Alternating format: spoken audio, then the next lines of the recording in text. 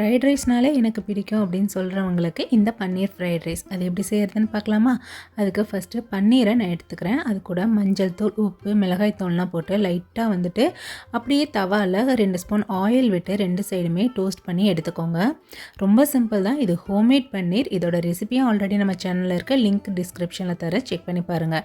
பன்னீர் roast ஆனதும் தனியாக எடுத்து வச்சுட்டு இப்போ ஒரு பேனில் 2 ஸ்பூன் ஆயில் சேர்த்துட்டு இது கூடயே 2 பல் பூண்டு, ஒரு மீடியம் சைஸ் வெங்காயம் சேர்த்து சாட்டை பண்ணி எடுத்துருங்க. இது கூட கேரட், கேபேஜ், பீன்ஸுன்ற மாதிரி சேர்த்துட்டு இதில் தேவையான அளவு உப்பு போட்டு 2 நிமிஷம் சாட்டை பண்ணி எடுத்துக்கோங்க. அது கூடயே 2 ஸ்பூன் அளவுக்கு soya sauce, 2 spoon chilli sauce சேர்த்து மிக்ஸ் பண்ணி அதையும் இதுக்குள்ளே ஆட் பண்ணி 2 நிமிஷம் வதக்கிட்டு இதில் வேக வச்சிருக்கிற ரைஸை ஆட் பண்ணிவிடுங்க. அப்படியே ஃப்ரைட் பண்ணியிருக்கிற பன்னீர், 1 ஸ்பூன் அளவுக்கு தேவையான அளவு உப்பு, 1 ஸ்பூன் மிளகுத்தூள் சேர்த்து இந்த மாதிரி லைட்டாக கலந்து விடுங்க. ஃபைனலாக கொத்தமல்லி கீரை போட்டு இறக்குனீங்கன்னா அட்டகாசமான பன்னீர் ஃப்ரைட் ரைஸ் ரெடி.